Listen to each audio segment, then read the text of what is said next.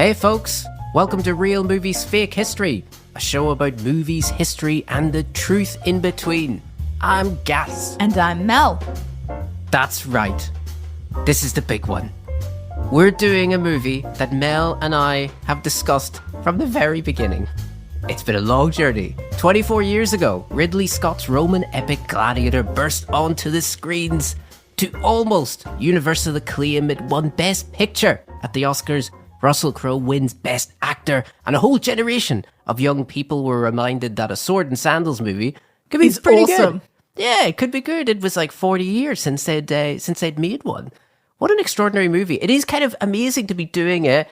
I mean, I feel like we've discussed it often. Do you remember first seeing the movie 24 years ago? I don't think I saw this in the cinema. Really? No, Wow. I feel like I was just that little bit too young to see it at the cinema. Yeah, fair And play. so I'm pretty sure I saw it at home. I don't think I've ever seen this on the big screen. That's a good point, because I was underage, but I still got in. I remember seeing, heads being, lopped off. It's gruesome at times. Yeah, and blood, being spurted out of those, pneumatic things. They just go, bleh, like Though that. sometimes the blood doesn't really look like blood. No. It's definitely a different colour. If you really watch Ridley Scott movies with a realistic eye, so much of it is style over substance in a way, because it is like somebody will hit somebody with a sword and the blood won't come out of where he hit them. No, the blood it comes somewhere else. It comes from a completely different direction of okay, but it's all impressionistic, But it works. You have to, this is not a real war. This is a movie. No, that's very true. But what I was, I remember seeing it. It made a massive impression on me. I think this might have been the first movie that I had seen that reminded me actually that not just a blockbuster, but probably the biggest blockbuster of the year was also a prestige movie. It was also a movie that was we're not just giving you this isn't Armageddon. It's not just absolute bottom of the barrel characterized garbage, but as a big $100 million movie. This was a movie where they were no, we're going to spend proper top dollar on a movie, but we're also going to be we're going to make this a great movie because we want everything to be an elevated experience. The best actors we could find, the best visualist we could get, and the director. It was quite good. I remember thinking, wow, Hollywood doesn't just make garbage all the time. And it feels much more like traditional Hollywood. Yeah. Where the aim is to be something that is rememberable for the right reasons in 20 or 30 years' time, as well as today. Yeah. And Gladiator does have staying power. And you're right about it. It's so old-fashioned in a way. It's such completely old-fashioned. I mean, the funny thing about me seeing it in 2000 is that so many of us as teenagers were oh, this is so new. I'd never seen a movie like that about those things before. And you're no, they made this. They made so many of these. Yeah. There was Spartacus, Ben-Hur. I mean, it's more violent than those older movies. That's it. Yeah, that's true. It modernized it, didn't it? It did. Yeah. Shall we set the scene? Let's do it. I can hear the music in my head. Oh, me too. Ooh. Well, now, shall I say the date maybe? And then, Please. And then Mel can correct me. I believe the date is, well, it's winter. It is. 180 AD. And AD, now that's after Christ. Yeah, in Latin. So that's why the acronym doesn't quite work. But yes. Right. That's why it always messed me up. When they told us this in school, I thought, what? Because BC before Christ makes sense. It matches. Well, that's right. AD's in Latin. And I don't know what the Latin is. Adimino, but whatever. Yeah, they told us just after death. Oh, maybe that's... I don't know if That's that's quite it. clever. Well, that's what they said for me to remember. Except that doesn't make sense because before Christ is before he was born, and then year one is the year after he was born or the year he's born. Yeah, because he didn't die. So it doesn't work. Yeah, he didn't die in 0. No. Yeah, did he? No. Okay, so that doesn't work. It doesn't work. But Okay, so 180 AD. Right. We're in Germania, Oh, yes. which is a region of Europe where Marcus Aurelius and the Roman Empire have been at war for about 20 years against the Germanic tribes, Right. known as the Marcomannic Wars. 20 years, a long time. It is a long time. And the reason why it's taking so long is because the Romans, who we think of as so powerful and so strong, they have not extended their territory since Emperor Trajan, which is decades ago. Right. The Romans are now defending their territory. Right. And it's the Germanians who are trying to expand. To push south. So, because we always see the Romans as like kind of the ultimate conquerors, the cliche, they go all over the map in Yeah, Europe. that's Julius Caesar. Right. But this is after that. But that's BC. Right, of course. Yeah, Christ wasn't a even while born. ago, yeah. Yeah, so this is, are we in the, I suppose 180 AD, are we in the downturn of the empire slightly, or where are we at? We're in the sense where the empire is no longer expanding and we're kind of entrenched. So we're after Hadrian. Hadrian built Hadrian's Wall in England to keep the Scots out. I do know that. Yeah. But our audience may or not be aware of that. I've never seen it though. I haven't either. I always wanted to. No, I've never seen it though. I know that Kevin Costner walks on it, I think, in Robin Hood. I'm sure he does. Yeah, which makes no sense. Horrible movie. Right, so they're stagnating is what you're saying. Stagnating is probably too strong of a word because they go for a few more 100 years, but they are no longer expanding. They are kind of holding their position. And remember, as the movie says, they've got like, what, a third of the world's population? Like, they're not little. The empire is huge. These guys get all the way to Romania. It's pretty full on. North Africa, Egypt. Like, it's a big bit of territory. I mean, this sounds silly, but when I was in Wales, like, there was a Colosseum where I was. Yeah, because it was part of the empire. It was an amphitheatre. And it was still there. You could go and you could see the ruins of this amphitheatre. And I was thinking, I'm in Wales. I mean, just to show you how expansive. Like, I don't know if Caesar gave an order or something. I mean, to get it to Wales, my God, it's a queer feat. I mean, it's a hell of a horse ride to get a bit of, a message. Julius Caesar did go to England. Really? But not for very long. Oh, okay. I wouldn't have went long myself. It was I imagine more of Rome's an nicer. exploratory thing. Okay.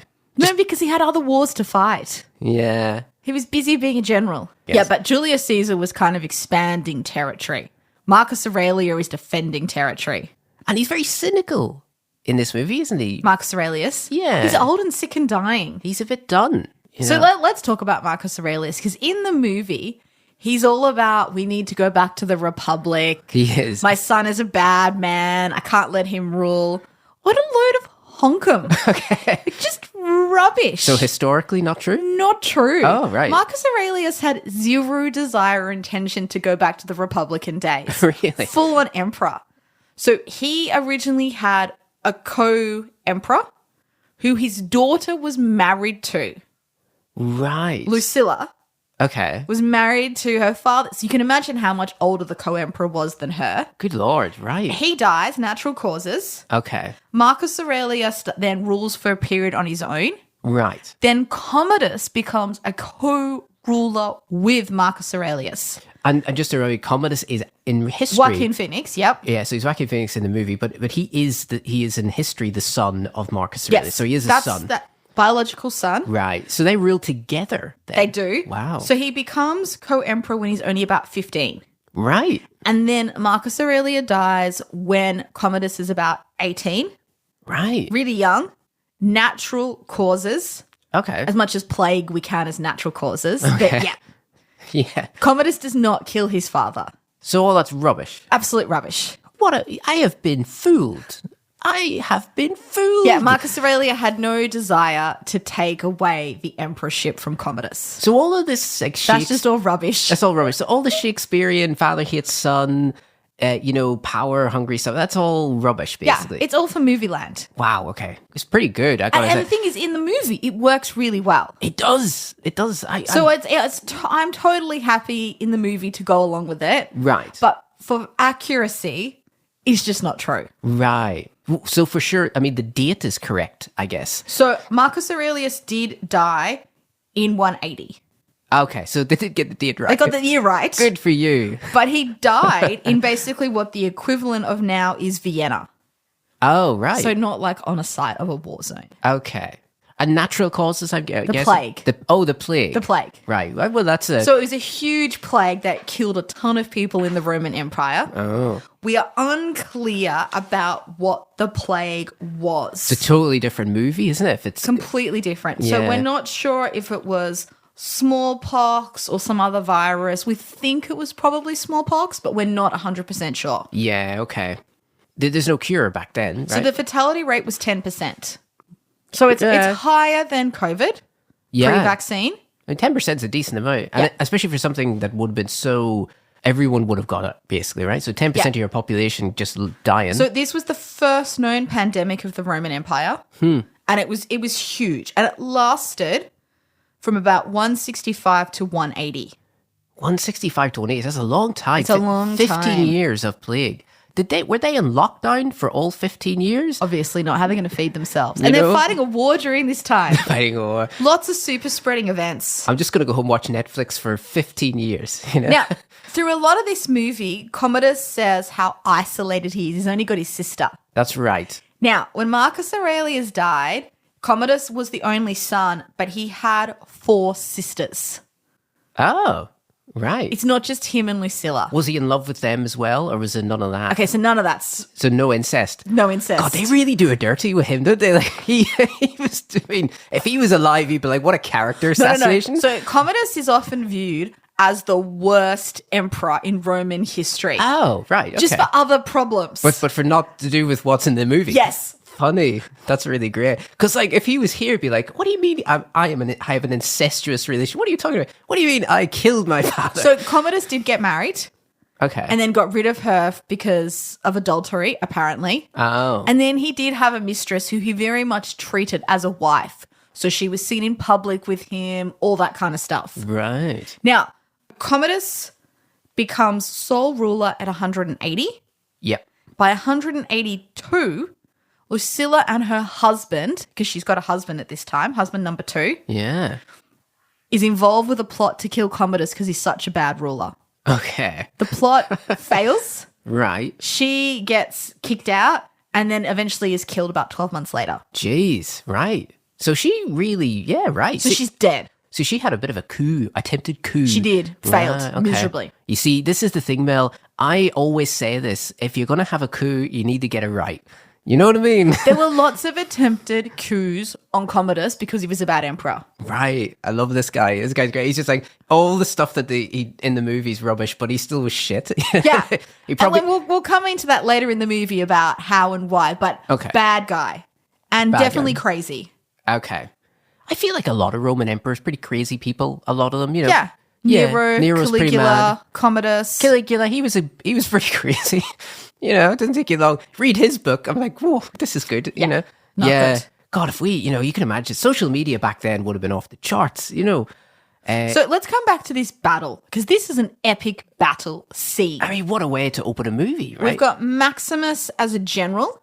Yep. Who is part of the cavalry. So he's not like a lot of Germans where he stands on the sidelines and he orders troop movements like Napoleon did later in the movie. He's on the front line. He's on the front line. Yeah. He's fighting. He nearly dies several times. And this is the thing about, the movie. I mean, can I give you a character moment that I think of often?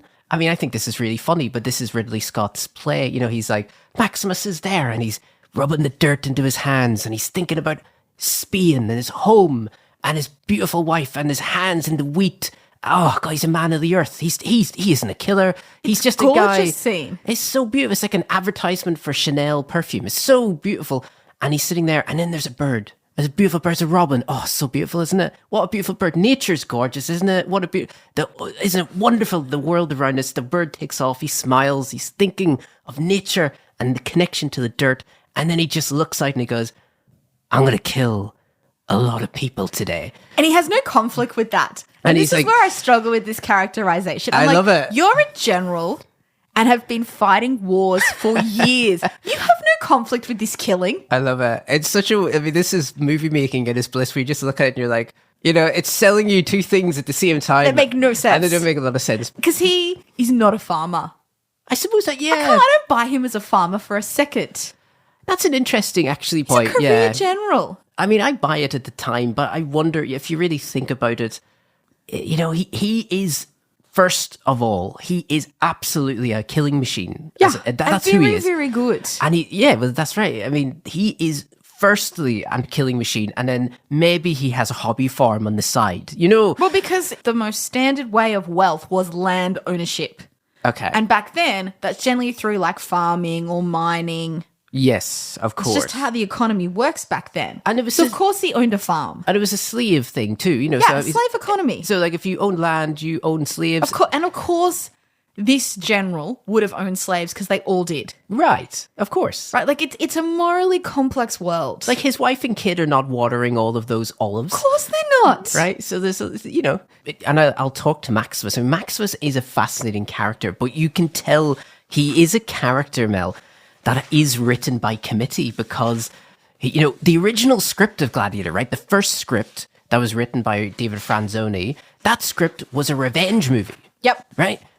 He's not a farmer. He's a killing machine. He slaughters people on the battlefield, and then he goes back and he's like, they're all slaughtered. And then he gets betrayed, and he's like, I'm gonna go kill a bunch of people because I got betrayed. That was the movie, and they were like, well, women are not going to enjoy this? No, I hate revenge movies. Yeah, we're right. I mean, women are just going to hate this. So how do we fix that? And we want to win Oscars. So we need women to like it. And we want to make money, guys. We need 50% of the population need to go see the movie. And so the funny part is that their way of fixing this problem is to go, well, let's just keep all of the revenge stuff, right? We're not going to change any of that because we want teenage boys to love this movie. But we want women to like him too. So everything is him going, I love the dirt. Backstory. I'm a man of the earth, and I pray to little models of my kid, and I kiss them in candlelight. But then I go out, and then I slaughter loads of people. And so they have this thing with Maximus where they get to have their cake and eat it too. They get to have him kill everyone and just slaughter people discriminately. You're all gonna die. I don't care why. And then they also have him go to his tent and go, but I am a man of deep thought.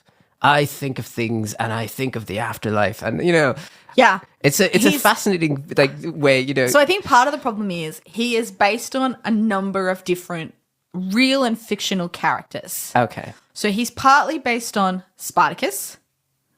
He's partly based on Narcissus, who is the real person who killed Commodus. Oh. He's partly based on a man named Cassius, and he's also based in part on a real General Maximus. Right. Which I think is why he's a bit of a mismatch and it doesn't actually make sense. He's a bit of everything. He's a bit of everything. Yeah, because they hired multiple writers, and the way Ridley Scott describes it is that they basically hire a writer and then he would burn out. Because basically he'd write stuff and they'd be like, that's garbage, write more. I quit. Garbage. And he's like, look, I can't do it anymore. I'm running out of ideas. And then they go, right, hire this other guy. And, eventually they kind of Frankenstein this guy together of like, he's a sweet man he's salt of the earth. He hits rich people. He's just he's like he you. Is rich. He's a general. He's part of the elite. He's blue collar. He's Mel. not working class. No, he's not Orlando Bloom in the Kingdom of Heaven. No, this I know. is where this is different. But they make him kind of like that. Well, that. they can because they make him a slave. Right. But he doesn't start off. He is one of the elite. He is actually. Yeah, that's like true. He's proper. But he doesn't act like it. Marcus Aurelius loves him so much that he wants to make him his heir so he can make Rome a republic again. That's not some random. That's so funny. I mean, yeah. And the only way he becomes working class, and remember, slavery is way below working class, is by making him a slave. That resetting of his character and like kind of breaking him down to nothing, it makes people go, he's like me. He's got nothing now, or whatever, and everybody relates to him. But then he's also like, I still get that. Like, he'll still kill people endlessly, but then he'll like have a quiet moment to himself, and it's like, wow, he's a philosopher. But he doesn't regret the killing. No. Never once does he regret the killing in the entire movie. But we also want him to kill too, This is the thing, because I watch him and he's kissing the models of his kid, and he's like, I've been a Russell Crowe halfway between an Aussie and an Englishman, I have been here for 200 days and this morning, and he does that thing, and you go, wow, he misses his kid. He just wants to be a farmer, Mel. But then when he's out in the battlefield and there's fire and dirt and blood, and that dog is amazing, and the dog, he smiles at one point because he's going, I am damn good at this. Yeah. I am a damn good swordy person, and you don't forget strength and honor. Strength and honor, such a great line. It's so funny, and so there's always this thing going on with Maximus where as much as he's like Steven Seagal, Mel. That's what's so. He's like a less cheesy Steven Seagal because he goes into the bar and he goes, I don't want to fight anybody. I just want to be a nice, sensitive guy thinking about the environment and taekwondo. That's all I want to do. And then 4 people are like, hey, buddy. Hey, you're going to fight us today. And then he'll destroy the whole bar. Absolutely. But he loves doing that, Yeah. right? And so this is the thing about Maximus. He's a contradictory person. I think he loves being in the Colosseum and fighting people because he's bloody good at it. But part of him's like, I just want to go home and I just want to grow grapes. But the question is, what home? Because very early on in the movie, his wife and child have had very traumatic murders. Which is And the this is traumatic. farm's been burnt to the ground. And, that scene, it's a confronting scene. It's a confronting scene. It's a brilliant scene. It's a brilliant scene. And Russell Crowe gets the snot right and the tears right. Like, he is a convincing, emotional man there. Well, can I say, I have it written here, so I can prove this to you. I have written down that drool.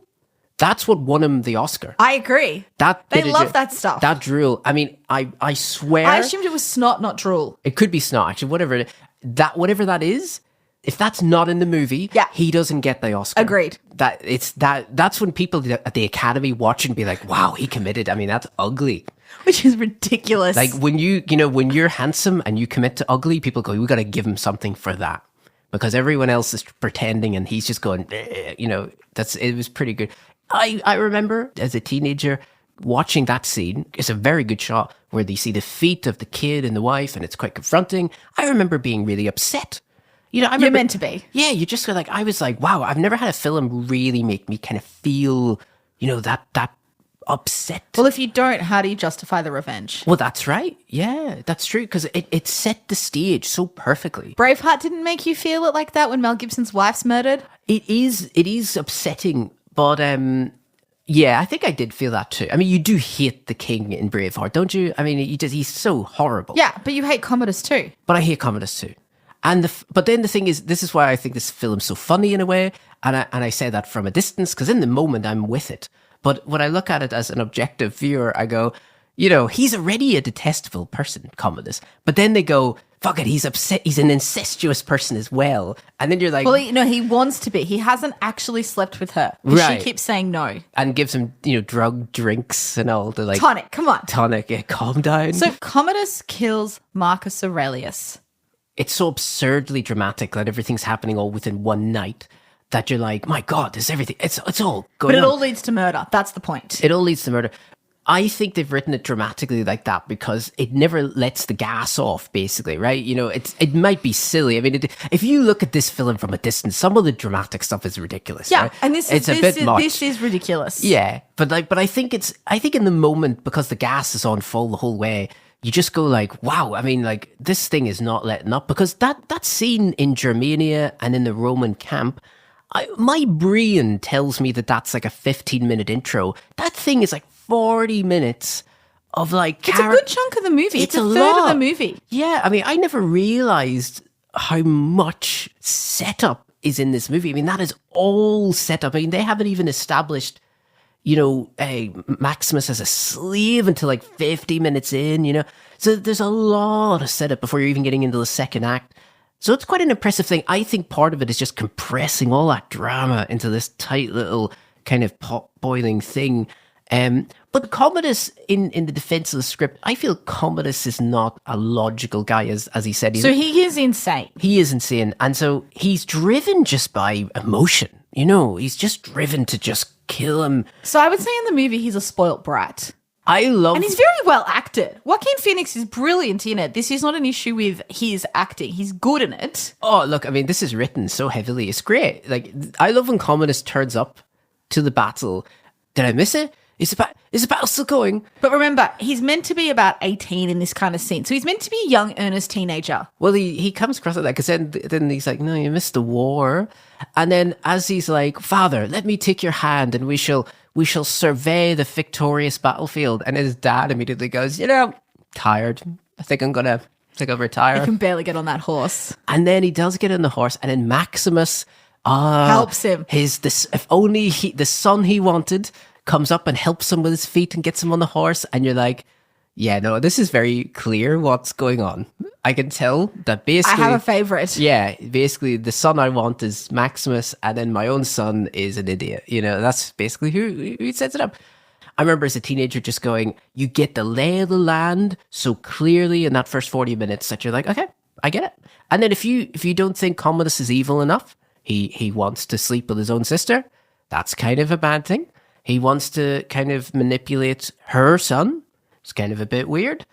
He Roman Empire has a long history of emperors adopting heirs, especially if they don't have sons. So Julius Caesar adopted Octavian, who became Augustus. Right. Hadrian was adopted. Lots and lots of emperors adopted heirs. So in this instance, Commodus, who currently has no children, adopting his nephew to be his heir, not crazy. It's not crazy. But I got to say, look, a shout out to Richard Harris, who plays Marcus Aurelius. My word. I mean, He's very good. acting Olympics, these people. I mean, my word, this is terrific. I love the way he plays. Look at that map. I did all that. Yeah, not true. I mean, was it worth it? I mean, 4 years of peace in 24. Was it worth it, Maximus? And he's got the very breathy Richard Harris thing going for him. They're great together. Watching him act, so good. And then that beautiful scene with Lucilla where he's like, why don't you pretend that, you're a loving daughter, and then I'll pretend that I'm a good father, because they both are smart enough to know that that's garbage, right? That they weren't those people. But also, yes, but they're also just having a moment where they can pretend like they're normal people. Yes. As opposed to him about to die, because he's an old, sick man. And Lucilla's been brought along, not just because her father is dying, but also to contain Commodus. It's quite showing to him that, like, the first thing he says to his own daughter was, like, if only you'd been born a man, and it's just shows you're like, wow, that's a stuff. He hates his son. Yeah, he really just doesn't, what can I do? But, and also Lucilla is about, I'm going to get this wrong, about 8 to 10 years older than Commodus in real life. Ah, right, so older, right, okay. One of the most unsubtle things, and I find it good, is, there's clearly, they're trying to establish that Lucilla and Maximus they had a thing. We need to talk about this because they have zero chemistry. Yeah? Like zero. I think that's true. I think I'm with you. Yeah, I don't think they have a massive amount of chemistry. None. No, not even, none. I mean, they're both kind of, she's stunning. He's a handsome, burly guy. So what? But they don't really seem like they fit together in an odd way. I do enjoy the scene where they first meet, and there's this sense of, like, Maximus is on the defense, like, hey, I don't want to have anything to do with you. You're trouble. And then she is trouble. And she's like, oh, Maximus, please stop pretending, whatever. But the funny part is that he has this moment where he's, like, very serious, and then it's like, I heard your husband died. And you're like, okay, so they're establishing that she's single. Yeah, literally. But he's not. And he is not single at all. And they've got sons about the same age. Russell Crowe, I mean, my word, he plays those scenes so well. Those scenes should be cheesy and shouldn't work, but boy, he smashes it. Because he's a moody general, and he's meant to be moody. Yeah. I think that's part of it. He doesn't try and charm her. That's right. He's very resistant to it, and I'm an honourable man. I don't cheat on my wife. And he doesn't want to be there either. He wants to leave. He wants to go home. Yeah, he wants to go back to Spain. It looks nice in Spain. It also looks warm. It does. I think he's sick and tired of the snow and the cold and the mud. I think so. Wouldn't you be? It looks really cold and miserable. It's true. And it's always warm and red and orangey in Spain. It looks great. It does look beautiful. Yeah. I don't know if you know this. Maximus's wife in the movie is the future Miss Ridley Scott. Really? Yeah. So I didn't know that. So the Spanish wife, Ridley Scott met her on Gladiator. What's the age gap? It's pretty decent, I would say. Yeah, he's 86 or 87 now. I would say she certainly doesn't look 87 now to me. But are we talking 30 years? Maybe, I don't know. I'm going to try not criticize it, but yeah, it's maybe a bit uncomfortable. I mean, he is a director. He's directing an actress, so they. Okay, and yet he does not give her a speaking part. No. So let's talk about this. The only woman that has a meaningful speaking part is Lucilla. Yes. There's a nanny who gets one line and there's someone else who gets 2 words, but that's it if you're a woman. Oh, yeah. That's garbage. This is 2000. It's true. Ridley Scott really has a problem with a lot of his movies. I mean, if you really think about it in the filmography sense, you've got Alien, which is probably one of the most iconic female leading roles, and to do it in a science fiction movie of that caliber, that's very unusual and very welcoming. And then that series is, in a great way, has always really promoted that figure. But and then in his fairness, I mean, really, he evens out maybe, but certainly not lately. Thelma and Louise, he has done massive feminist amazing movies with very strong female leads and nuanced characters. It's more his epics, his historical epics seem to have less female parts than movies from the 50s and 60s. But you know what interests me, right? So he makes White Squall and G.I.G. and they're both flops. Those are the two movies he makes before Gladiator. G.I.G. is right before Gladiator. It's a female lead, Demi Moore. But it's not a flop because it's a female lead. No. It's a flop because it's a bad movie. No, it's actually a good movie. And it was portrayed in Hollywood as a massive flop. Look, Hollywood does these things. It was sensationalized as a flop, right? I've never seen it. But like the idea, the movie sensationalized as this gigantic bomb, and also is reported to be a massive misfire for somebody as talented as Ridley Scott.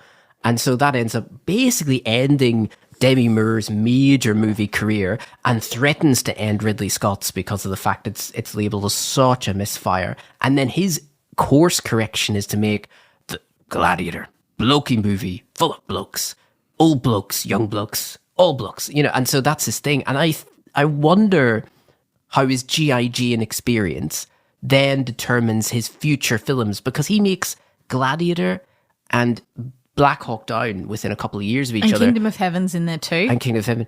I guess suffer from the same. I mean, Black Hawk Down.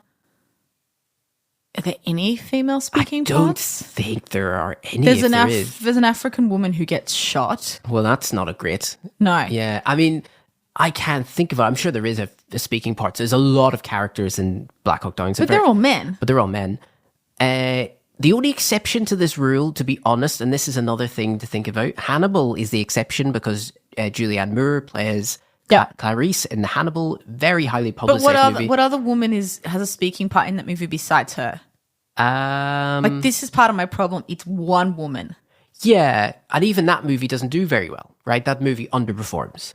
So again, Ridley Scott has made, massive hit, and then the two underperforming movies in 5 is the two female lead movies. So the issue is more, it's like one female speaking part in comparison to, say, 50 men speaking parts. Right. That's my concern. Oh, listen, it's true. And as it's gone on, I think he probably plays it safer than the other way. Napoleon, he does a little bit better. Yeah, true. There's a couple of women with speaking parts. Yeah, there's some complex characterization in that movie. And Josephine is fascinating in that movie. Oh, yeah. But people can listen to our episode on that. We both agreed the movie should have been about her anyway, because she's so much more interesting. But he definitely has either fear or something about having multiple female roles in a movie like this. Yeah. And he's done it in a number of movies. And The Last Duel as well. And look, structurally too, in Hollywood, you have to really underline this. I mean, when you make a movie like Thelma and Louise, it's like, because we want to do something different. It's like, let's do something a bit different and give two women leads. But even Troy had two women with speaking parts. That is true, yeah. Troy was a little better. Not in terms of quality. No, but in terms of two women. Yeah. Having some diversity in there. It's a fascinating thing, and I think you're right. It'll be more interesting because we're going to go see Gladiator 2. So excited. In a week? Less than a week? Really soon. Soon. And so, I think we'll both be looking at that. Like kind of where are we at in 2024, And Lucilla is in Gladiator 2. She is. That's right. So the same character and the same actor. You'd like to think that, she gets a little bit more meat on the bones going on. Well, also, I'd like to see her not be a victim, which is another classic Ridley Scott trope in these period movies. Gladiator does treat her so like a victim that nearly every scene, and this is why maybe she grows old after a while, because I think every scene is her in a position of suffering. Vulnerability, and not vulnerability like am I about to really be shafted? Right. That's the problem. She's worried about her son, and all of the emotions are there, and they're legitimate, and they're relatable, and they're pretty well written, but because that's all there is. She's just a victim. You just kind of go, oh, right, you feel for her that they do try to give her a little bit of maneuvering around the political second act bit where, they have to go, let's get Maximus's old army into Rome and we'll do a coup. But she's only doing it because she fears Commodus is going to kill her son. And she's really just introducing two people. She introduces Maximus. She's a fixer. Yeah, she's just going like, hey, you talk to him and then I'll just stand here. And not to get me wrong, like Connie Nelson acts the part well. Oh, she's great. It's just the material she's been given. Her costumes are fantastic, actually, by the way. Love her costumes. Yeah, they're really cool. And I know it sounds funny, but when you see all these blokes wearing the same armor, to just see a costume that's not that, it's like, oh, this is good. Yeah, I can't complain about it. I want to talk about the gladiator training school. Let's do it. Okay. So Maximus he buries his son and daughter, ends up unconscious, and then he's picked up he's basically enslaved. Yeah, by the slave traders, right? And somehow we've ended up in Northern Africa. I don't know how. Yeah. And, well, after he rides his horse from Germany to Spain. Which feels like in about 2 days. Which is, his wound is still bleeding when he gets there. I mean, that is...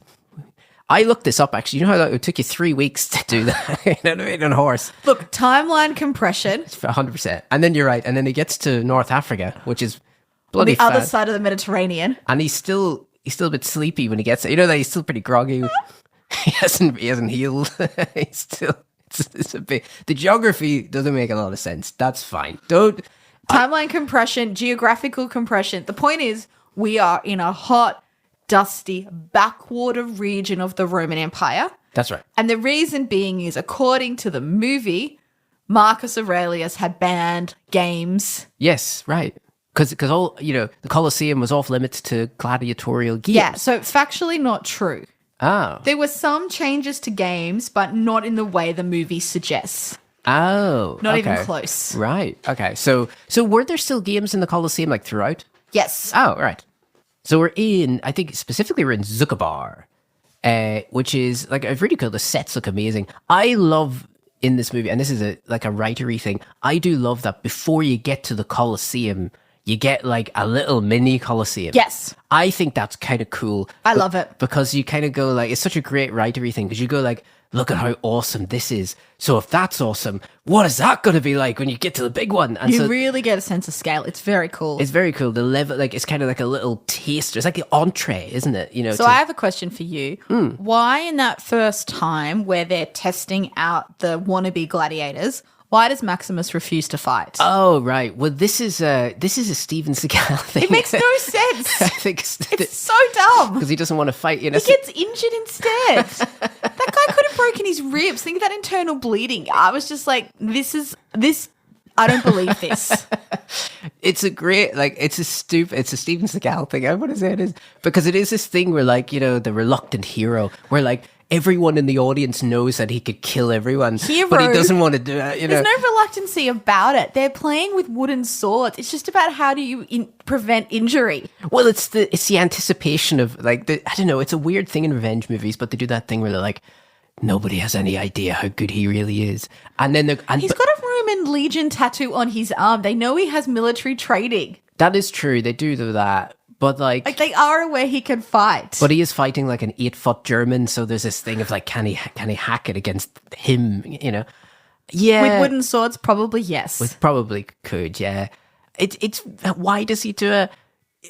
For the sheer purpose of just making the audience anticipate when he does actually fight someone. It's just delayed gratification. This is the committee rubbish. It is. It's delayed gratification because like they just go, don't reveal your cards until you need to do it, and so why didn't they just have him as still injured so he couldn't fight? But think about it, right? They only want to show you what Maximus can do after posts being a slave until life or death is on the line, right? If they show it to you before life and death is on the line, then it means less. So does it? They don't have this problem in Spartacus. That's true. I mean, Spartacus doesn't get into the weeds for that, does it really? No, they do all sorts of fights at the gladiator school. And they do a bit of training. Yeah. He's not a reluctant hero, though, I don't think, in Spartacus, really. I mean, in this one, he's a sulky person, right? He's sulky. Yeah, Russell Crowe always strikes me as moody. He doesn't really... He's very good at that. I assume just because he's moody in real life. I think that's why. It's an extension of his character. I think that's probably why. And yeah, he's very good. And even when Juba the fantastic German Hansu. He's very good in this. Oh, he's so good. Well, I mean, he was, I guess, discovered really in terms of high-profile Hollywood roles in this movie. Wow, what an actor. And then in Blood Diamond. And then in Blood Diamond later. Very good in that too. What an actor. Amazing. You know, he talks to Maximus and Russell Crowe just kind of sulkily grinds away at the tattoo because he doesn't want anybody to know he's a Legion guy, you know, so he's just grinding away at that tattoo. He doesn't even say, he's very sulky, you know, but I think... Remember, he's also mourning the wife of his wife and child. I suppose you could, yeah, when you put and it like the loss of money, status, power, friends. Yeah, you could put, when you put it He like used to live in like a first-class tent. Yeah. He's now a slave. You'd be sulky too. I would be. No, it's fair play. You know, I was having a moan, and then you completely corrected me there. No, you're right. And in terms of character, I think I'd probably be pretty sulky myself. But we know people are like poking him, going, "How good are you?" And he just sits there and he's like, "I don't want to talk about it." But we know he's amazing. We know he's like the greatest warrior in all of the Europe lands. Okay, so they chuck them in what I'm going to call a mini gladiatorial contest. Yes, where the stakes are real. And they're chained together, aren't they? One has a sword, one has a shield, so it's kind of like a duo, you know, and he's chained to Juba. It's a great fight, you know, it's a very tense... I love the spinning mace and the noise of that mace cutting through the air as the door's about to open. I mean, this is all great building great drama. Tension, yeah. Now, gladiators, in many ways, was celebrities of their day. Ah. They were sex symbols, but they were also part of the lowest part of society. So a lot were slaves, but not everyone was a slave. It was possible to buy your freedom. Some had wives. And we know this because of where they've been buried in their burial sites. Now, the other interesting thing about gladiators is they didn't always fight to the death. So historians think you had about a 1 in 5 chance, sometimes a 1 in 10 chance of fighting to the death. The stakes weren't always as high because you often had like schools or tours of gladiators who'd go from town to town putting on a show. Right. You see, I read this too where I'm glad you said this because I thought that was fascinating that like basically every depiction in movies is it's always about enemies fighting to the death. But what they don't depict, which is what you just said, is this performative part of that there was almost like a stage performance. Think of it more like WWF. Right. However, Rome was a very violent militaristic society, so it looked more believable than that. Okay. And sometimes they did die. Yeah, so it's not like health and safety weren't checking, right? You know, that didn't... And sometimes it was a fight to the death. Yes, so right. it's not as pretend as the modern wrestling. Yeah, of but course. It's also not as extreme as the movie. Right, got you. I think the WWEF comparison whatever it's called these days. Yeah, that one. Like, I feel like that's a good comparison. It's just a more extreme version of that. Now, there were other types of men who did fight to the death without consent. So sometimes you'd have prisoners of war who'd be forced to fight to the death. They weren't gladiators. They had a different name. Gladiators was a very specific profession. Ah, so it's like it's a channel of the people that would have been in the arena. So they did not fight animals. Huh. They had referees. Right. So there was all this kind of etiquette to be specifically a gladiator as opposed to a different class of person who might fight or entertain. Right. There were different rules. I just love the idea there's a referee. You know. Why? Well, I just find like somebody stabs somebody in the You have referees in wrestling? Well, I know that's true, but like I just think it's funny that like somebody would stab someone in like the neck and the blood would be pouring out and the guy would go, "Hang on, that's a legal move." The guy just drops dead and you're like, "All right, let's reset this." You red card. Off you go. I've one thing written here which I thought was quite interesting, in that a lot of historical gladiators had the same names as like famous like Hercules and Achilles. So they took those names. So that was deliberate. Yeah. To kind of create a larger than life persona. Correct. Yeah. So it is like a kind of, again, it's like being a professional wrestler. And they would recreate battles like they did in the movie. So in the movie, they talk about the siege of Carthage or the massacre of Carthage. Right. So those kind of things gladiators did do, but that feeds into that whole show performative element. Fascinating, isn't it? Yeah.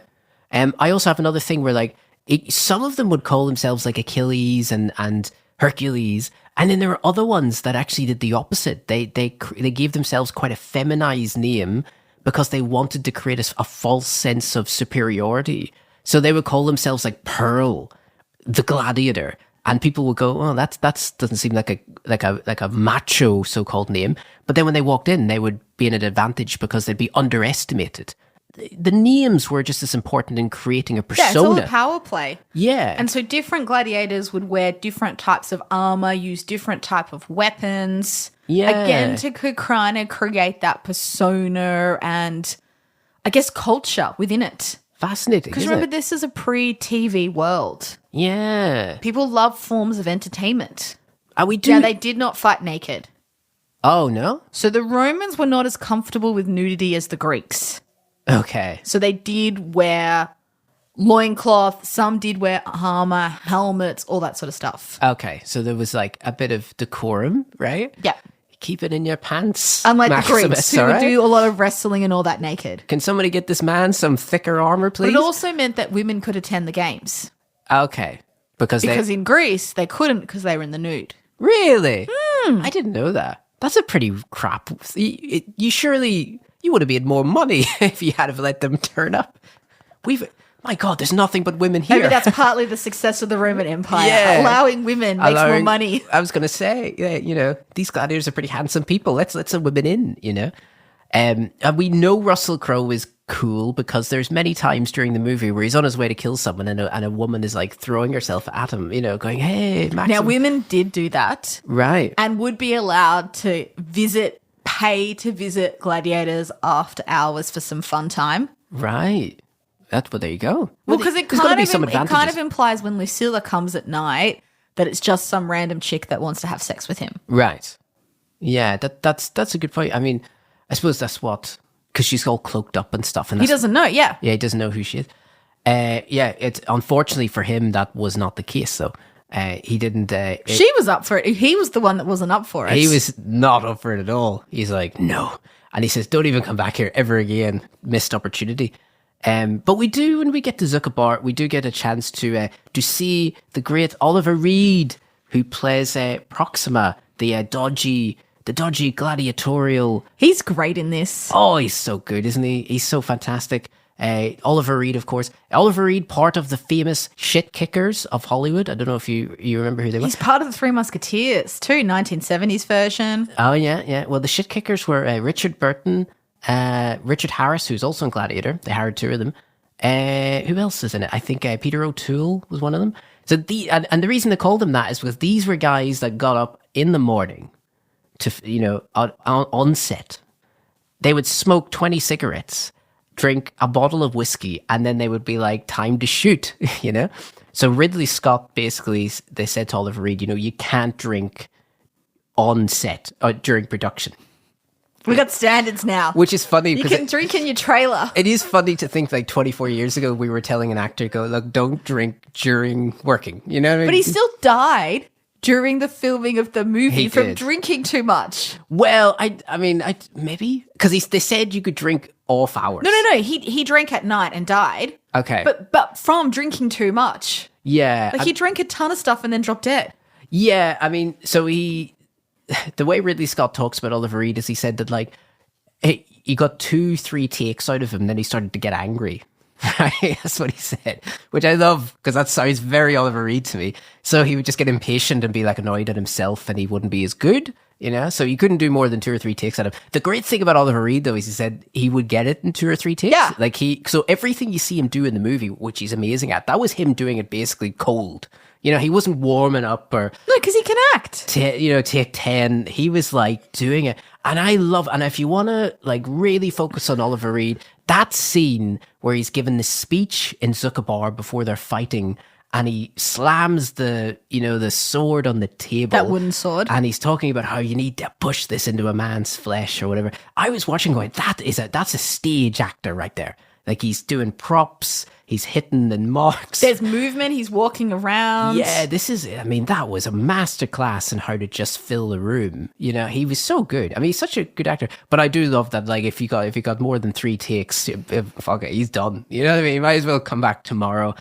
He did, and it was quite tragic. He did die 3 weeks before the end of principal photography, and so there was this quite hodgepodge of taking shots from different parts of the movie to try and cobble together the end of his And character. it works. It's fine. It works great. They did it's a good not a job. problem. No, I think they did a really good job. But he's really good in the movie. I'm glad there was discussion about them recasting him and refilming that during production, and you thank your lucky stars they didn't do that. No, they made the right decision. He was supposed to be at the end of the movie, so Oliver Reed's character was supposed to be the guy in the Colosseum alone at the end, burying his wooden sword and then going, saying that line, "Now you're free." Whatever, he says that line at the end. So he was supposed to be the bookend that closed the movie, and then after he passed away and they hadn't filmed that, they rewrote that so that Juba is the character that ends the movie and says the final line. Which actually makes more sense because Yes. he buries the little wooden figurines. Right. Which is better. It's way better. But Yeah. also, Oliver Reed and Russell Crowe never had a chat about his family, ever. No, So never. it can't be him. And it was all business with those two. Yeah. It's funny how, and this is again brings us to probably a thought where it's funny how, this film started without a finished script. Ridley Scott Which was, drives me nuts, but yeah. yeah, I mean, Ridley Scott admitted he was like, he never showed this, but internally he's very nervous because he's thinking to himself, this could be a real mess. And they're working it out as they go. It's being written. They're getting pages the night before they're shooting. And it's chaos. And he had actors who were very angry about the changes and Right. not happy with the lines. I mean, it's a real mess. And then somehow the finished product, you're like, how does the magic come together? Because it has no right to be as good as it is. And you're right. The fact that an actor dies and you change the ending and then you look at it and you go, that's better. It's actually better. But also, this kind of stuff used to happen in old Hollywood all the time. So I think part of it is the caliber of the actors allows them to get away with lots. Oh, that's so true, isn't it? Joaquin Phoenix is phenomenal. Russell Crowe, phenomenal. That is so true what you just said. That's It's the actors that really make it elevate it. because if you had the equivalent of Orlando Bloom playing this, it would have been Right. rubbish. I was watching it again today, and there was a line in the movie that I feel is so cheesy, and it's no better or worse than that terrible Brad Pitt line from Troy that we both hate.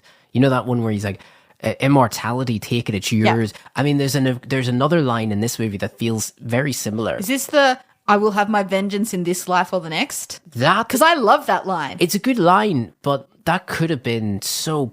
I mean, But Russell Crowe is so good in that line. well, that's And then right. Joaquin Phoenix's facial reaction against it going, "I'm fucked," is brilliant. it's really Because good. this guy doesn't care if he dies or not. Yeah. Because Joaquin just wants to kill him. And that has no hold over him if Maximus is happy to die. Yeah. Like, it's brilliant. But you believe it. You believe it, and maybe we're skipping ahead, but while we're talking about acting, I mean, I again, another moment where I'm like, this is why Russell Crowe is so goddamn good, is because there's that scene where they're in the Colosseum. They're about to do the Battle of Carthage. They're supposed to lose that battle. And Russell Crowe has that moment where he's staring beyond camera and he's going, "Has anyone been in the army? Yep, you can help me." And then he says, like a general to his men, he's like, "We'll have a better chance of surviving if we stick together."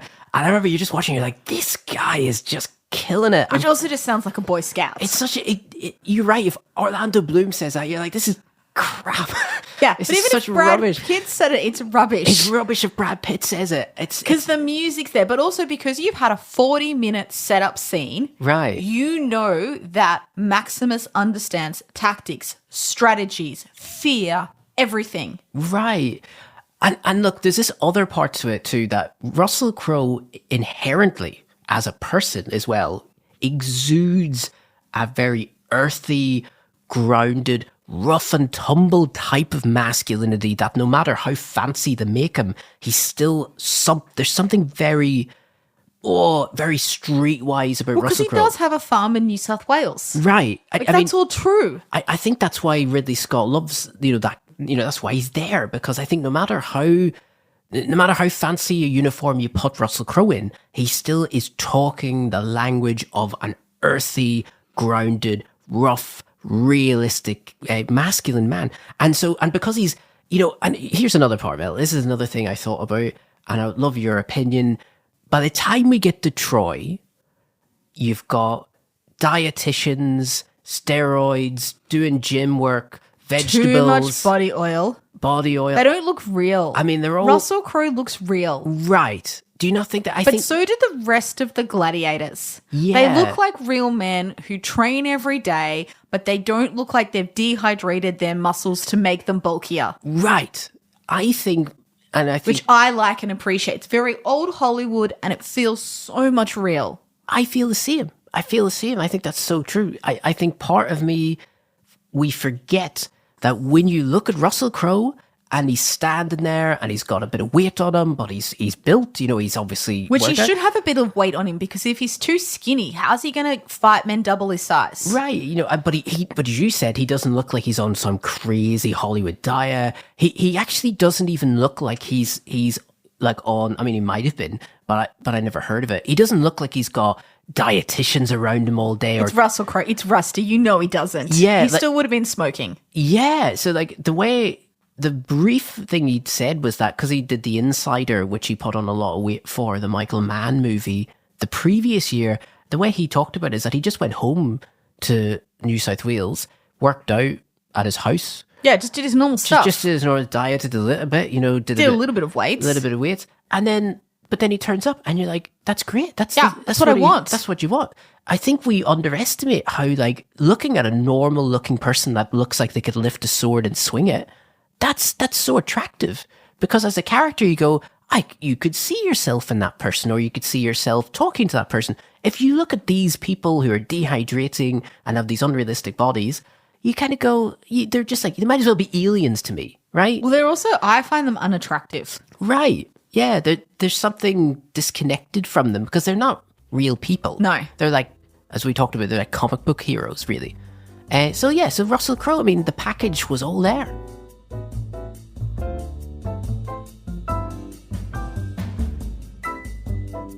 Hey, folks, it's intermission time. Make yourself a drink, grab some popcorn, and don't forget when making green tea, you only leave the tea leaves in for about 80 seconds. Oh, come on. Oh, this is awful. And everything's ruined. Listen, while Gaz fixes up his tea problem, why not take a moment to subscribe to our show, or leave a review on your podcast app, or just tell someone about the show. It really helps. Don't forget to also pop by our website, realmoviesfakehistory.com, for some brilliant reviews by Gaz. Ah, come on. What's the point, Mel? The tea's ruined. We should just cancel this show. Chin up, Gaz. I've made some new tea just for you. What? Wow, get out. Oh, this is awesome. Honestly, this is the best day ever. You okay to return to the show? Yeah, yeah, we could do it.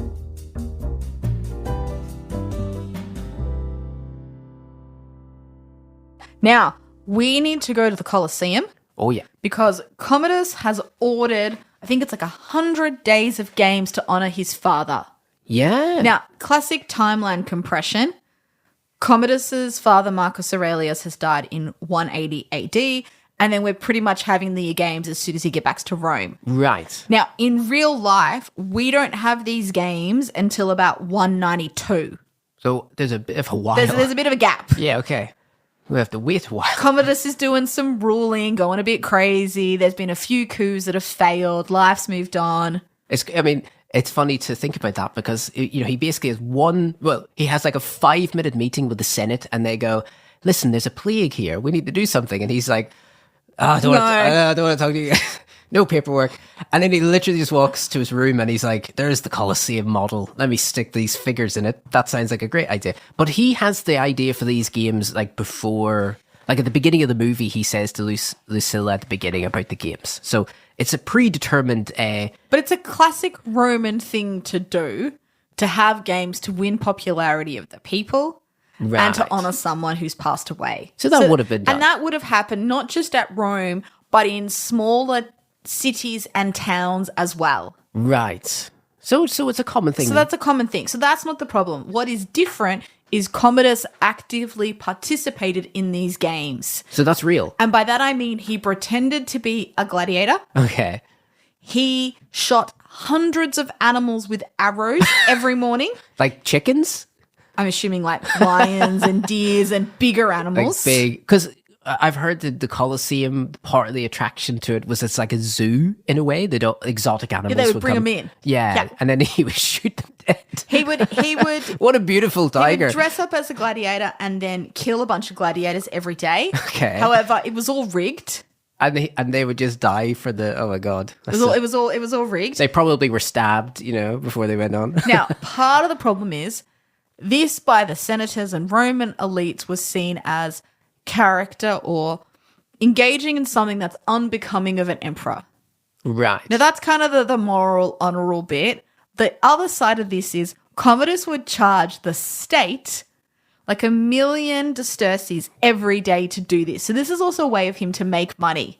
Right. So you've also got a bunch of senators and Roman elites going, you're making us broke so you can participate in some stupid games and get money. Funny. So he's getting paid to be that. Yeah, okay.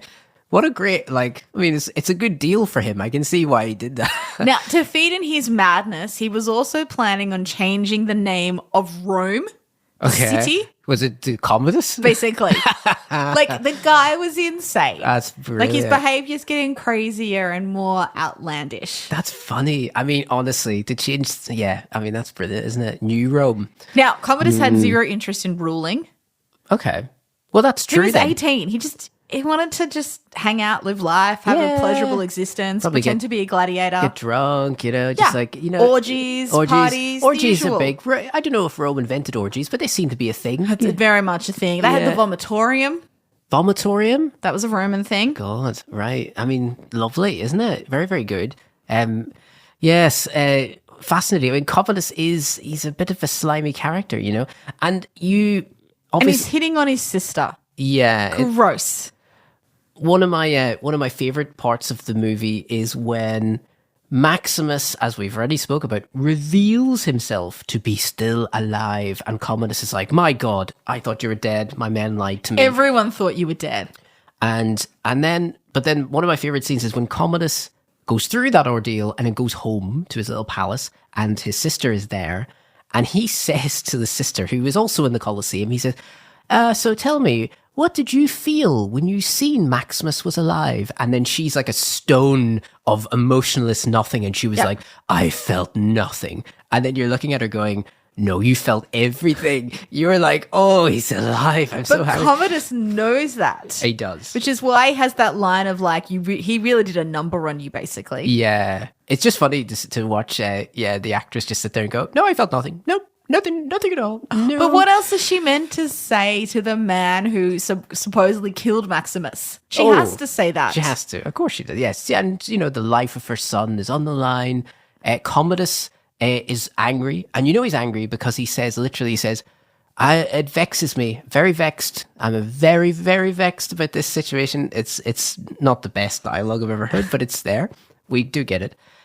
Commodus, of course, he's bloody vexed. So because he's vexed, he's like, "We need to do something about Maximus." But instead of killing him on the sly in prison or something, he's like, "Why don't we just do this other fight in the Colosseum?" We'll bring back the retired gladiator. Yes, right. Which again is a WWE move. It's great. Bring back Hulk Hogan for one last go in the ring. And the crowd goes wild. They love it. Oh, it's cool. And he's a big dude, he's like 7 foot tall. He's a bodybuilder, Sven, the actor that plays him. He was an Arnold Schwarzenegger era bodybuilder. He's done loads of Arnold Schwarzenegger movies. So him and Arnold Schwarzenegger undoubtedly spent a lot of time in the gym, and that benefited Sven's acting career greatly. Big guy. But it's a great fight scene. He's got cool helmets on. Oh, it's cool. And the tigers. It's got bloody tigers in it. And I Who remember, are chained to keep the fight within a certain space. I thought that was brilliant. I think when I was a teenager, I suppose I'd have to admit, when you see the tigers, that's when the movie goes to like It goes from like an 8 to like probably a 10 because you're like, God, this movie's pretty good. And then, fuck, there's tigers there. And then you're like, that's it. It's on and another that level. scene is really a male fantasy. Oh, 100%. I mean, this whole movie is entirely a male fantasy, isn't it? I mean, you know, gee, I hope Maximus. Oh, he's dead. Maximus has won already. Fantastic. You know, there's something so ruthless about how Maximus takes down everyone. I don't know if they're going to do this in this sequel, but there was the original idea for that scene was to do a rhinoceros fight. Do you know that? I did not know that. So Ridley Scott literally like had storyboarded and written an entire sequence where Maximus fights a rhinoceros. So there is a rhino in Gladiator trailer number 2. Is there? Yeah. So clearly this is essentially, you know, Ridley Scott going, I don't give a shit. We're doing the damn rhino scene I wanted to do 24 years ago. So it's really, yeah, I saw the storyboards of it and they even did some CGI stuff and they went back to them and they said, okay, we can totally do a rhino fight. And he was like, great, how much is it going to cost? Well, it'll cost $1 million to do a rhino. And he was like, no. No, we're not doing $1 million. We are not doing rhino. We're doing a guy in a mask. So, but I do love the idea that, yeah, I suppose if tigers are pretty good, but a rhino now would have took it to the next level. Well, luckily for us, we only have to wait about another week to see it. Oh, it's exciting! I'm very excited. Commodus goes in, so obviously Maximus wins against the classic Hulk Hogan guy, and then Commodus goes in the auditorium for the second time and literally looks at Maximus and goes, "Why don't you die? You just can't die." And Maximus is like, well, don't worry, because I've only got one more life to take, big boy, and that's yours. And so it's a bit of a pissing contest by this point in the movie. Completely. Okay, so here's what I don't understand. Yeah. That Maximus actually wants to engage in a military coup to overthrow Commodus. Right. I don't buy any of this. Can we agree? And why do we need Maximus to do this? Why can't we have other armies? But more importantly, why can't we just have someone kill Commodus in the bath, which is what happens in real life? Well, listen, can we agree on something, right? It's undoubtedly probably the most boring part of the movie. Would you agree? That's not great. It's not fantastic. It's a bit messy, I think, that scene. I kind of get it has to be there to No, it doesn't. You could do something else. You could do something else, but you need some sort of intrigue. But I guess that's the best. It just doesn't work. The thing is, Maximus never so post his family dying, right? Maximus never seems to care about doing the Roman Republic thing. No, he just wants to kill Commodus. Right. So it's a revenge movie. Which is why this doesn't make any sense. And then there is, and he never shows any interest. Like, he never goes, God, you know, now the more I think about it, this whole Roman Republic thing is it's a gore. He never does that. And so because that happens, when he does speak to his aide Cicero, and, you know, Cicero helps him out with all of that political intrigue. Let me go talk to Gracchus, the great Derek Jacobi. You know, they're doing all this stuff. He just kind of turns it on, Maximus. He just kind of goes, you know what? Suddenly, I care now. Rome should be a republic. Which I don't believe that he cares about at all. And it is a part of the script where it's a little messy. You know, it's a bit odd. And of course, the plan doesn't go to plan because we're not really that interested in all of this. I honestly think the movie's not even that interested in this part. I don't even think Ridley Scott's massively interested. It's all shot at night. It's all dark. You don't really see very much. I'm just thinking of Ridley Scott, and I'm thinking he just wants to get back to the Colosseum. He wants to get back to the sunshine. Do you know what I would have loved? Is a bunch of gladiators escaped, had managed to sneak into the palace, kidnapped Commodus, brought him to the Colosseum, and the next day was made to fight Maximus. Right, okay. It's much better. I mean, it's pretty good, right? It's pretty straightforward. But it also sticks to the revenge bit. It gets rid of all the politics. And it also allows... And he brings it back to the Colosseum. Which it needs to get to. I mean, that's the key, isn't it, Mel? I mean, when you're going through all of that political plotting at the end of the second act, beginning of the third act, you're just dying to get back to the Colosseum, aren't you? Because that's the high points of the movie, are all with that... Well, no, because we're drama. watching a movie about gladiators fighting to the death. We're not watching a political movie. Right. That's our problem. That's it, you know, and, you know, if you need any extra reason to hate Commodus more, because I think the filmmakers are worried that you still mightn't hate Commodus, So in order to make sure that that Commodus is a bit of a bad guy, he does do that weird, creepy kind of seduction scene with his own sister on the bed. And I remember being young and being like, oh God, that is... You're meant to be grossed out. Yeah, that guy is got to die. I mean, the movie's basically going, he's got to Oh, die. and he's also said, like, you will be my wife. You will give me an heir. Right. All that stuff. I mean, that's pretty gruesome stuff. And you're right. I feel like when I rewatch the movie, all of that political stuff, I'm a bit mixed on it. And even worse, the extended edition of Gladiator, which is a worse movie. I haven't seen it. I've seen the extended one. It's not a director's cut. They just kind of went, this was in the era of DVDs where they were like, let's make another DVD that people will buy. Yep. And Gladiator sold, like, it was a unit shifter, that movie. That shifted a lot of It units. was. We had it at home. Yeah, everyone did. And how many discs can we fit in? 3 discs edition now. And so they did the extended version. Ridley Scott, I don't think, is a particular fan of the extended one, although there's a few extra And why did he scenes. release it? I think he's a funny guy. There is some scenes that he doesn't like in the extended edition, but I think overall he knows that the dramatic arc of the movie is not clear. It's also already too long. It's too long. It's not needed. I think it's 16, 18 minutes longer than the original. There's a scene, like, I'll give an example. One of the scenes they put back in was before Commodus kills his dad. He, I don't know if I think it's before, he like looks at the statue of his dad. It might be after he kills him. But like and then Commodus like attacks the statue, disfigures the statue with his sword. And you go like, I guess I don't need that at all. No, you don't. He's already killed him. Because he's already killed him. We already know he's not a fan and doesn't like the decision. So again, there's a lot of redundancies. This whole political plot with Gracchus, while it's well acted, that part in the extended edition is even longer, which makes the film a bit rougher. I just like this version because it gets kind of to the point and gets Maximus as quickly as possible back into the Colosseum.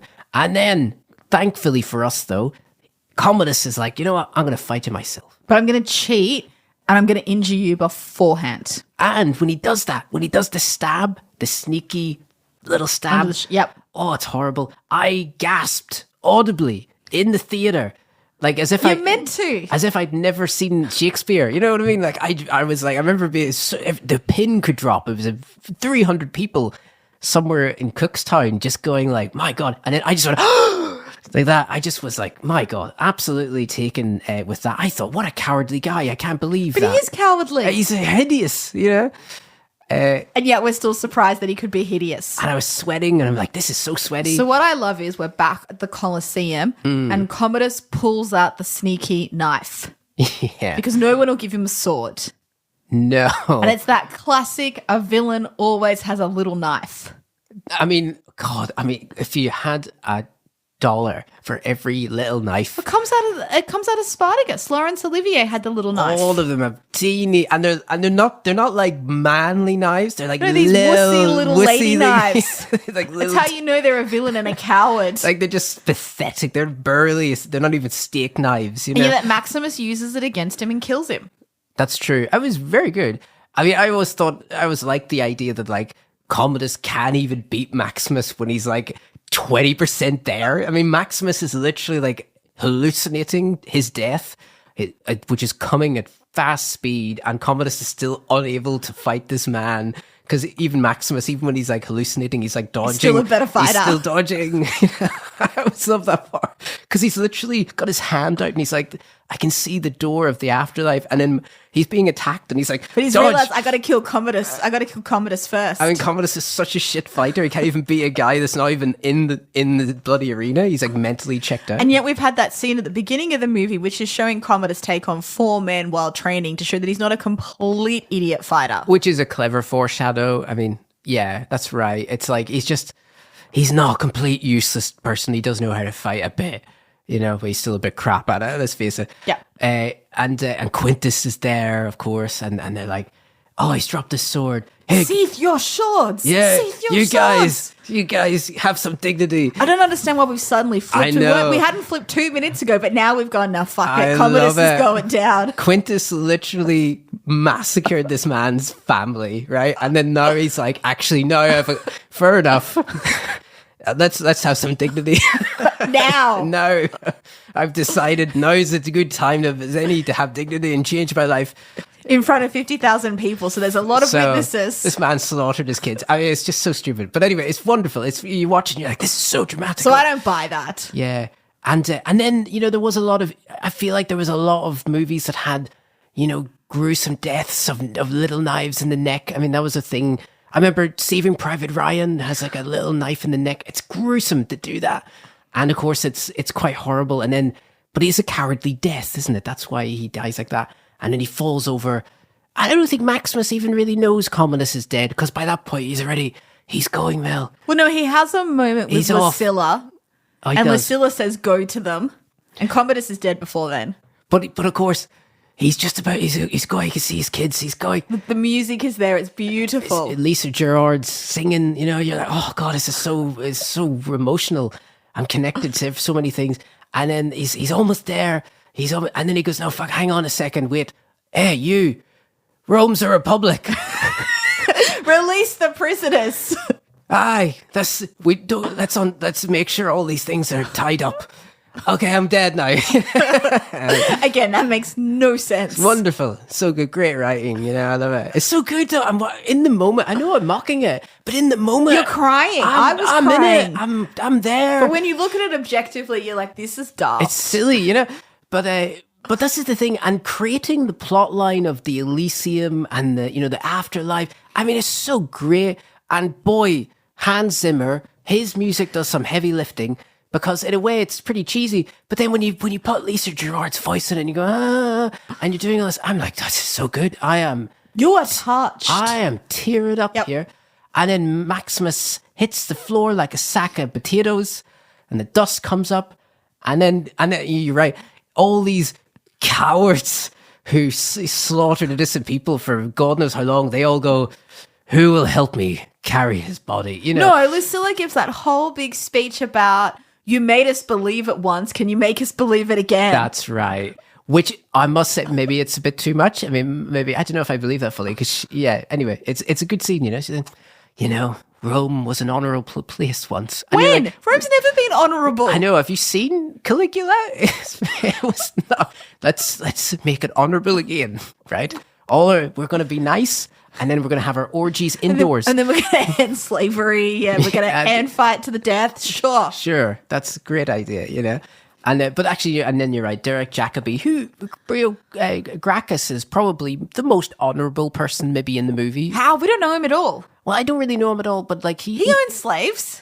I suppose that's true, yeah. You don't see it though, so I didn't think about that. Now you've brought that to my attention, I'm feeling conflicted. But I feel like he goes up and he goes, who will help me carry his body? Is because he's a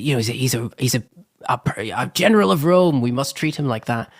And then we're off, really. I mean, once he's dead, that's it. But boy, you're left to cry. You feel, it's a movie that I think Gladiator started that trend, which lasted a few years, where the main character in every movie had to die. Do you know what I mean? I think you had to have the honourable death ending thing for a while. I feel like that was around. I think you have way more drama and tension if the lead, who is a fighter like this and is an underdog, dies. Right. Because he is the underdog, right? Mel Gibson, Braveheart. Right. Jack in Titanic. Yes. It doesn't have any gravitas or weight if they live. Right. Like they have to die. And so that was a trend. They kill him off.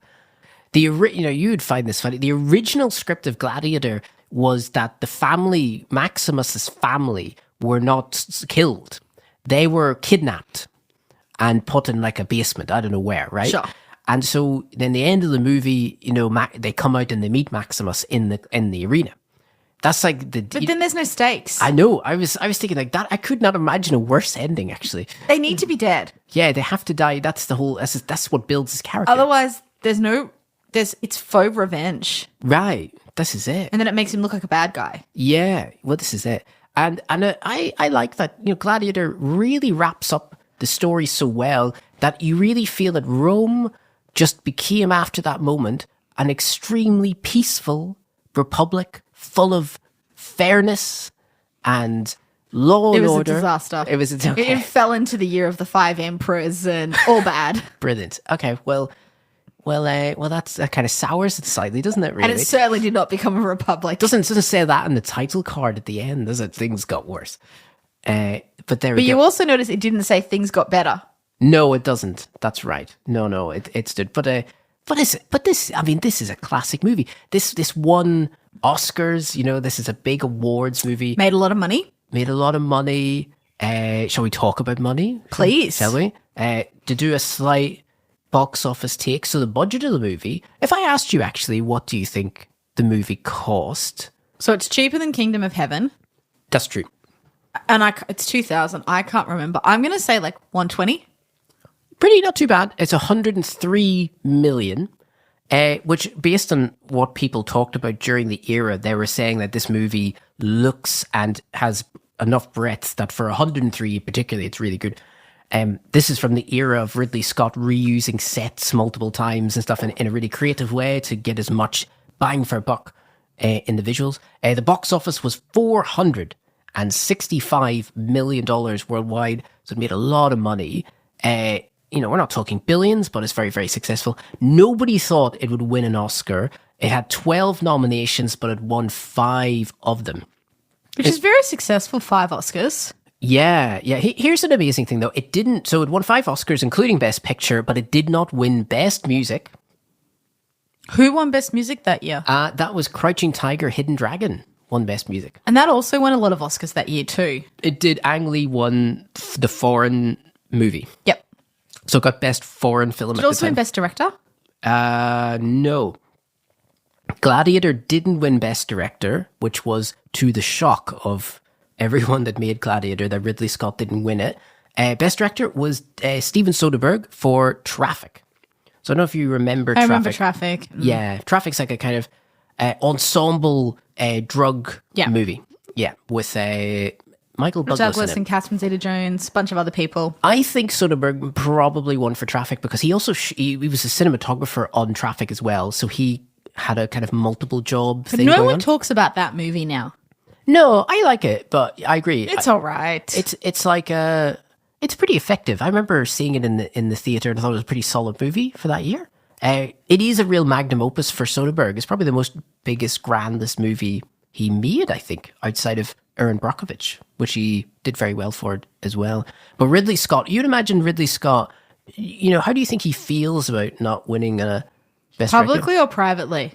Well, both actually. Publicly, I mean, Ridley can get a bit ranty at times. He certainly can, yeah. On the one hand, he'd probably go, the Oscars don't matter, I don't care. But on the other hand, you could go like, I won Best Picture, why didn't I get Best Director? That's literally what I said. I think, so basically Ridley Scott did not hide his contempt at all for the Academy. He wanted the Oscar. Now, I mean, don't get me wrong, who doesn't, right? So like it seems like him, but I think in particular, he was like, okay, it's right, I'm ready for this. Like he had worked making some of the most iconic movies literally ever for decades. It's about time. And he was nominated. The film had momentum. They did a massive one of those campaigns where DreamWorks, because this was their first real big Oscar push, they spent a fortune taking people out to dinner and doing presentations to the Academy on the movie. And Ridley Scott was ready to win. And when he didn't win and Soderbergh won, they basically were like, what the effing hell was that? And Ridley Scott said, I quote, I don't know how a film wins Best Film, but the director doesn't win Best Director. That doesn't make any sense to me at all. Which is, you know. Well, it needs to be different. Otherwise, what's the point of having 2 categories? If the same movie every year wins Best Director and Best Picture, you don't need 2 awards. Right. It needs to be different some years. And, you know, to be clear, I mean, the directors vote for Best Director, you know, that's how it works. And so I feel like they voted for Soderbergh because of the fact he was doing multiple things on that movie to make it happen. You know, he was involved in all aspects of the movie. Ridley Scott obviously does the same thing, by the way, right? But there's some real directing flaws in Gladiator. Oh, there is. Yeah. It's not a perfect movie. No. That's really true. I mean, we've just discussed a lot of the flaws. So I can understand why a bunch of directors went, no, we're not giving you our vote. Yeah. He did say he was very happy for Russell Crowe to win Best Actor, which, in fairness, is probably one of the best, one of the most popular wins ever. Because I think everybody was basically like, "Yeah, this guy is actually brilliant in it. carries the entire movie And he does. on his shoulders." So, an interesting fact, though, I thought you'd find this good. After the Oscar party, so you can tell how Ridley Scott felt about the Oscars. After the Oscar party, where Gladiator won, Ridley Scott was up at 5 a.m. the next day, and he was already making notes for his next movie, Black Hawk Down. So he was up the next day at 5 But a.m. he is a workhorse.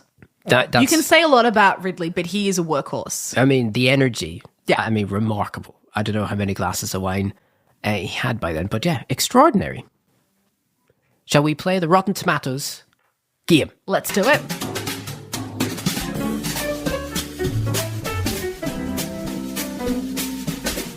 So, we are going to be doing the scores for Russell Crowe.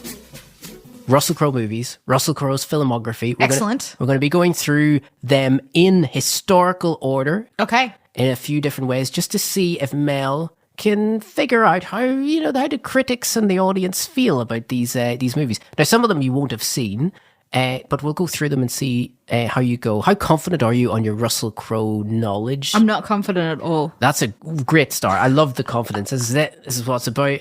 I'm going to skip a little bit forward. We're going to go to 1997. Russell Crowe, probably in his first major Hollywood role that puts him, high on the list of casting directors. LA Confidential. Big movie. Big movie. Huge ensemble movie.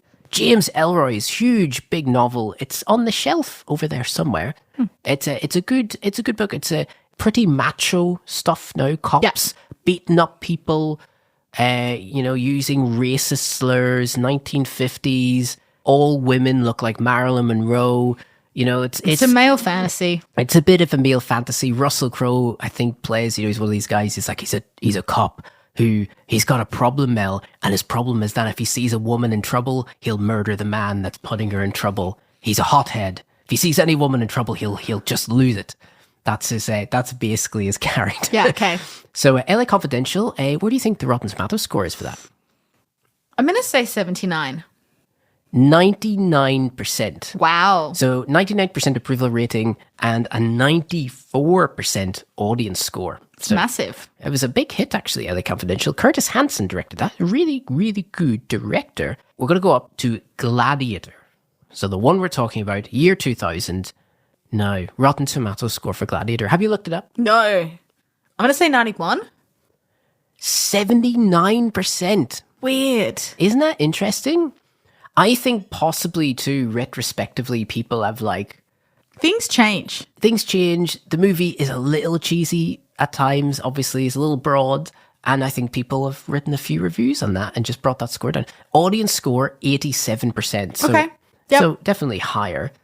Now we're getting into Russell Crowe's really kind of sparkly awards period. We're going to go to 2001, year after Gladiator, A Beautiful Mind. I love this movie. Yeah, you like it? Yeah.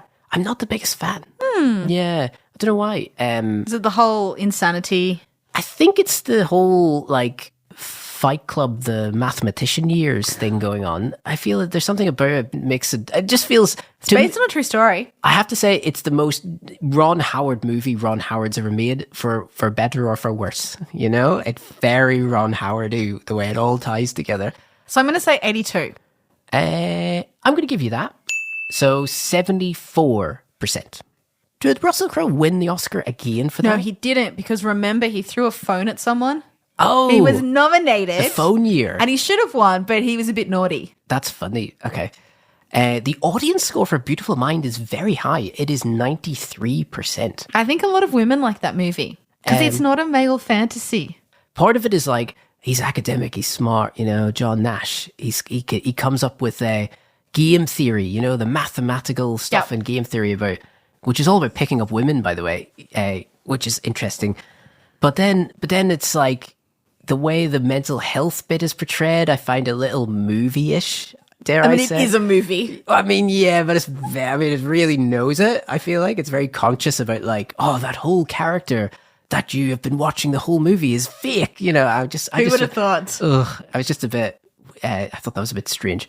But there we go. So 74%, a high audience score at 93%. Moving up though, 2003, Master and Commander: The Far Side of the World. So Peter Weir, Aussie director. Very good movie, I want to say. I think it's a pretty solid movie. I remember being very impressed. It's got an authenticity to it that only someone like Peter Weir gives you. Did you see the movie? I did. I don't love it. It does do that with people. It's not the warmest movie, I would say, ever. You know what I mean? You don't have like for example, a killer bad guy in the movie because it's more of a meandering kind of, hey, we're in the Galapagos Islands, type movie. So I'm going to say 68. No, I can't give you that. 85% critical score, 80% audience score. Pretty even-ended. I feel like the critics and the audience are aligned in that one. I think that's a fair score. I would be up for that. I haven't seen this next movie. And I do know it was another... God, Russell Crowe just had Oscar-bait movies for years, didn't he? Like every movie. He can also just act. Yeah, I suppose that's true. I just feel like every movie he's made for like 5-6 years was all him going, let's do it again. 2005, he works with Ron Howard a second time, Cinderella Man. I have not seen it. I've not seen it either. I feel like I basically was done with Ron Howard, I think, by that point. And I feel like I knew this. If you watched the trailer for Cinderella Man, my word, I mean, you know the movie. Yeah, okay. I felt like I've seen it already and I haven't seen it. Russell Crowe plays a boxer during the Depression era, So audience score, Oscar movie, what do you think? Good question. I'm going to say it's Ron Howard. He's kind of losing his shine. 62? 80%. So we're doing really well. He's doing really well. And this era, his scores are great. They're amazing. I mean, he's doing very, very good. Outside of Proof of Life, which we didn't cover, he's done pretty much. Oh, the movie with Meg Ryan. Have you seen Proof of Life? I have. Oh, well, I might make you do that then. Yeah. So Proof of Life, of course, this is the famous movie. So they had an affair. They had an affair.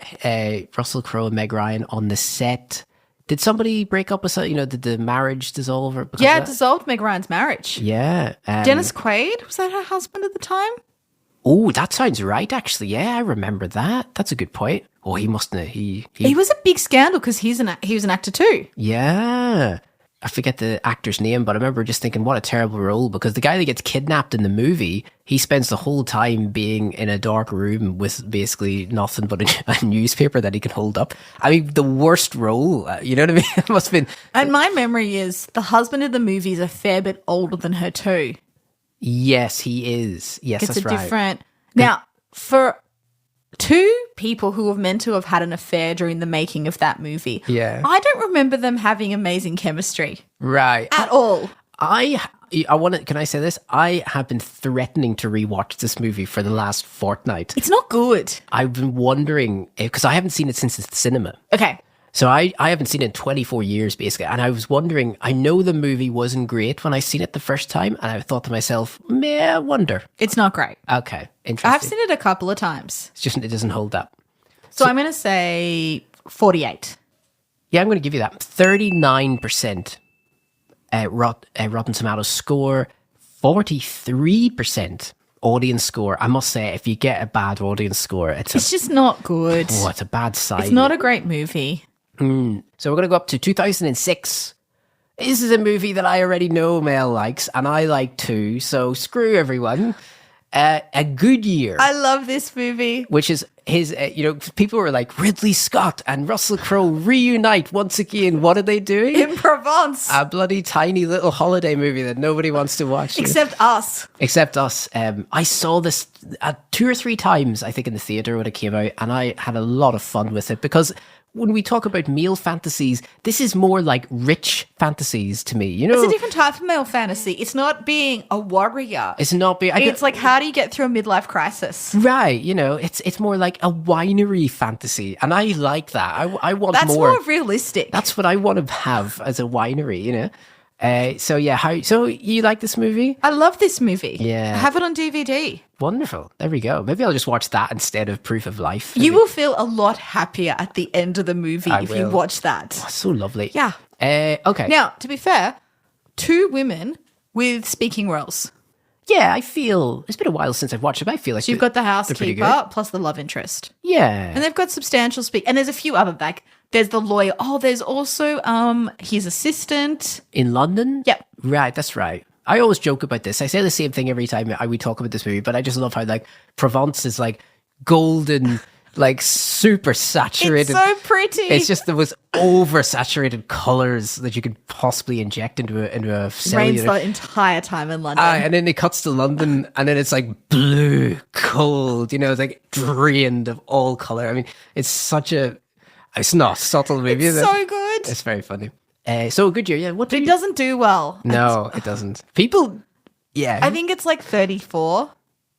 Yeah, I'm giving you that as 26. And you're just like, what is wrong with you humans? What were people expecting though? They must have been expecting Gladiator 2. I mean, I don't know what. Because you've seen the trailer. You know what it is. I know. The audience score, though, you'll be glad to know, it's 65. It's not bad. So I love the little scenes with the young Russell Crowe and his uncle playing cricket and all that sort of stuff. I think it's beautiful. Yeah, I feel like I remember walking out and feeling so good. How can you not feel good at the Yeah, end? I know. That's all I want. I mean, I remember there was another movie that was like a romantic comedy with Deborah Messing. Everybody hated that movie. And I walked out and I was like, I feel terrific. The Wedding Date? That Wedding Date. I love The Wedding Date. The Wedding Date's a great movie. I feel so uplifted every time I watch that. I feel terrific when I watch The Wedding Date because there's no one gets hurt. You know what I mean? I feel so good. It's funny.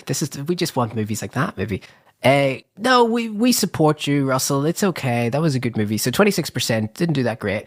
We're going to go up. We're going to skip through. We're going to go to American Gangster. Have you seen American Gangster? Is this the one with Denzel Washington? It was an apology letter for a good year. That's what American Gangster was. But with Denzel Washington? Ridley and Scott. Denzel Washington is the drug importer. That's the guy. Yep. True story, from what I Yes. gather. Yes, so I think... I don't love it. I don't love it either. Yeah. I think everything about the movie suggested it was going to be a massive thing. And then I watched it and I was like, it's pretty okay. It's not amazing. It was quite a shallow gangster movie. I think it's very shallow. Yeah. And again, a fantasy, thing. 53? 81. It's not 81. 81%. It's just not that good. Audience score, higher. 90%. Massive audience score. Everybody, it's a big one. Big one. We're going to go up. I'm going to skip a bit further. But it is better than the kidnapping Meg Ryan movie. Oh, yeah. I am going to go to 2010, though. I'm going to do Robin Hood. I like Robin Hood. You do? You think it's all right? Yeah. It's not as good as what it could have been. Yes. But what I really like is that Robin Hood is not a 22-year-old. Robin Hood is a man, and that feels far more realistic, leading an armed resistance and then fighting the French, that he's not a child. I will give you credit. Russell Crowe, by this point in his career, does look like he's lived in the woods for about 20 years. Yeah, he does. He's weathered, But also Kate Blanchett doesn't look beautiful and glamorous either, and nor should she in this role. I feel like she always looks beautiful and glamorous, doesn't she? I mean, no, she's in that horrible kind of raggy dress. I suppose she does have that thing, but she still looks pretty. No. I love Kate and she's wonderful, but she's not wearing sparkly jewels and perfect nails. That's true. It's That's gritty. True. It's medieval. Yeah, no, that's true. Yes, it was an interesting movie. I can't say I'm his biggest fan, but if you put it on, I wouldn't say. I'll watch it on a Sunday afternoon, no issues. I feel similar. It's a good, it's a harmless kind of thing. And I enjoy it much more than the Russell Crowe Denzel Washington movie. American Gangster. Yeah, I'll watch Robin Hood over that any day. I think I would too. Actually, I think we're on the same page. So yeah, what do you think now? What do you think the score is? It's a tricky one. 65? 43%. See, I don't think it's that weak at all. Definitely very weak score, isn't it? It's quite a weak one. Audience score is just... God, the audience score wasn't good either. Just slightly higher, 58%. Do you think that's because the story is set slightly later when Richard is dead? Yeah. It doesn't tell the classic Robin Hood story. It tells what happens when Prince John becomes King John. You see, the thing is, though, I think it's so low because whether it was the right thing to do or not, it was definitely marketed as Gladiator 2. You know what I mean? Like, But so is Kingdom of Heaven. I suppose so, but like this was Russell Crowe and Russell Crowe in a leading Maximus. But the trailer doesn't suggest Gladiator 2. I don't know. I felt like because all the publicity was this is the reunion we've been waiting for. Even though Russell, they'd worked together before, having Crowe and Ridley Scott together. Now this is the movie we want them to do. Yeah, but it just proves that just because you've got two together, it doesn't mean it's automatic magic. I will say like also, movie is a collaboration experience. I think the script's a mess too. I've got to say, but it was a script that had been written and rewritten over a very long period of time. So I feel what they ended up with was a bit, wasn't great. I will ask you this, though. This one's interesting. 2012, we're going up 2 years later. He does Les Miserables. Where he can't sing. Where all of his musical talents, because Russell Crowe is he's a musician, he's got a band. He puts his musical talents to the test. And I must say, though, if I was going to be cast in a musical, just remind me, make sure I don't get cast opposite Hugh Jackman. I think that's the one rule I have, because Hugh Jackman is basically a professionally trained musical theatre guy. No, not basically is. Like when I was a child, I went and saw him play Gaston in Beauty and the Beast. Right. Well, there we go. So like, if you've got to pick one movie to just test out your musical talents, maybe don't do one that he's in. So here's the problem. Normally when you do something like this, you record it in a recording studio and you can beef up certain voices as required. Right. My understanding is they filmed the singing live. Yeah. And it's one of the only movies to ever do so because it's a disaster. But from what I gather on Les Miserables, to do the live singing, you have to have someone play.